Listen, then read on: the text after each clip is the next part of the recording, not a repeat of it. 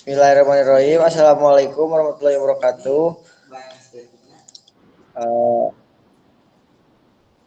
Eh, izinkan kelompok kami untuk mempresentasikan materi hari ini yaitu tentang periklanan yang tepat untuk dijadikan komunikasi bisnis. Sebelumnya saya ucapkan terima kasih kepada dosen pengampu mata kuliah manajemen pemasaran yaitu Ibu Erna Ernawati untuk mempersingkat waktu langsung saja ke presentasi. Sebelumnya saya perkenalkan diri, saya Arif sebagai moderator dan juga bersama teman-teman yang nantinya juga akan mempresentasikannya juga, yaitu ada Repa dan juga Puji. Nah, langsung saja ke presentasi. Next. Latar belakang. Periklanan merupakan langkah penting dalam membangun strategi pemasaran yang efektif dengan memahami elemen-elemen yang penting dalam periklanan dan manfaat analisis. Bisnis dapat menciptakan periklanan yang menarik perhatian, menyampaikan pesan yang jelas, dan mendorong tindakan dari target audiens. Next. Untuk selanjutnya ada tujuan. Yang pertama, meningkatkan efektivitas dan periklanan. Analisis membantu mengidentifikasi kelebihan dan kekurangan periklanan yang ada sehingga dapat dioptimalkan untuk mencapai hasil yang lebih baik. Dengan memahami target audiens dan kebutuhan mereka, periklanan dapat dirancang dengan lebih efektif untuk menarik perhatian, menyalurkan pesan yang tepat, dan mendorong tindakan yang diinginkan. Yang kedua ada memperkuat posisi merek. Periklanan yang efektif dapat meningkatkan citra merek dan membangun loyalitas pelanggan. Analisis membantu memastikan bahwa pesan periklanan konsisten dengan nilai-nilai merek dan menciptakan pengalaman positif bagi konsumen. Yang ketiga ada mengoptimalkan pengeluaran iklan. Analisis membantu menentukan saluran dan format periklanan yang lebih efektif untuk mencapai target audiens. Dengan memahami efektivitas berbagai media dan strategi, bisnis dapat menghindari pemborosan anggaran dan mengarahkan sumber daya ke tempat yang paling menguntungkan. Yang keempat ada memantau persaingan. Menganalisis periklanan kompetitor membantu memahami strategi pemasaran mereka dan mencari peluang untuk membedakan diri. Dengan memahami apa yang dilakukan oleh pesaing, bisnis dapat menyesuaikan strategi mereka dan menciptakan keunggulan kompetitif. Yang kelima ada meningkatkan kesadaran dan pemahaman merek. Analisis membantu memastikan bahwa pesan periklanan jelas, ringkas, dan mudah dipahami oleh target audiens.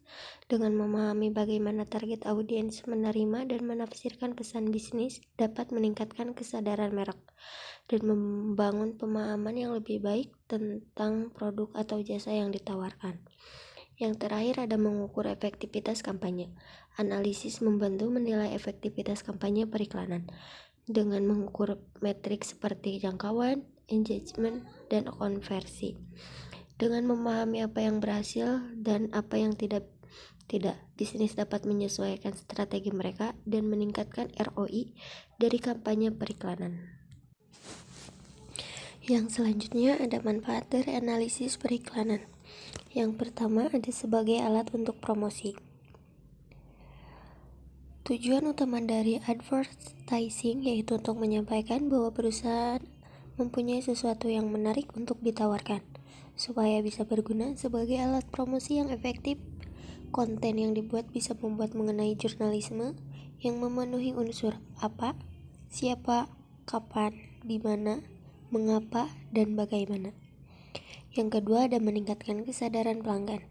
Advertising bisa membantu perusahaan dalam meningkatkan kesadaran audiens yang dituju, sekaligus mengedukasi mereka tentang manfaat yang didapatkan melalui pembelian produk ataupun layanan perusahaan. Contohnya, saat seseorang pelanggan menonton iklan di televisi yang menggambarkan rasa sakit ataupun nyeri yang sama dengan yang dialami oleh pemirsa, maka iklan tersebut tidak hanya mengidentifikasi kemungkinan penyebabnya, namun juga menyarankan alternatif pengobatan yang bisa didiskusikan dengan dokternya. Yang selanjutnya ada sebagai perbandingan dengan kompetitor. Advertising memicu konsumen untuk melakukan evaluasi produk ataupun jasa perusahaan dan membandingkan dengan kompetitor serupa. Iklan produk pembersih rumah tangga yaitu salah satu contoh yang sesuai untuk menggambarkan hal tersebut, karena bisa memberikan bukti visual yang meyakinkan pelanggan mengenai produk mana yang bekerja lebih efektif dan cepat mengatasi noda membandel. Selanjutnya ada fungsi. Yang pertama, fungsi sebagai sumber informasi. Dengan menggunakan iklan, sebuah brand atau perusahaan bisa membantu masyarakat untuk memilih alternatif produk yang lebih baik atau yang sesuai dengan kebutuhan mereka.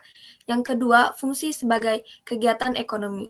Periklanan bisa mendorong pertumbuhan perekonomian karena produsen didorong untuk selalu memproduksi dan menjual produk untuk melengkapi kebutuhan masyarakat yang terus meningkat. Yang ketiga, ada pembagi beban biaya.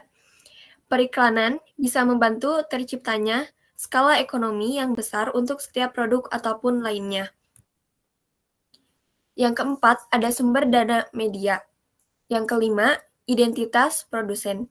Melalui media periklanan, masyarakat akan mengetahui produsen yang memproduksi barang tersebut. Dan yang terakhir, sarana kontrol. Melalui advertising atau periklanan, masyarakat bisa membedakan produk-produk sah dengan produk tiruan. Yang selanjutnya, ada elemen penting dalam periklanan. Yang pertama ada pesan. Pesan yang disampaikan harus jelas, ringkas, dan mudah dipahami. Pesan harus menonjolkan nilai jual produk atau jasa yang ditawarkan. Yang selanjutnya ada target audience. Periklanan harus menargetkan audiens yang tepat, memahami demografi, psikografi, dan perilaku target audiens. Sangat penting untuk merumuskan pesan yang efektif. Yang selanjutnya ada saluran. Pemilihan saluran komunikasi yang tepat sangat penting untuk menjangkau target audiens. Saluran yang tersedia meliputi media cetak, seperti koran, dan lain-lain. Media elektronik seperti TV, televisi, dan media luar ruang. Adapun media sosial. Yang selanjutnya ada format. Format periklanan harus menarik perhatian dan sesuai dengan saluran yang dipilih.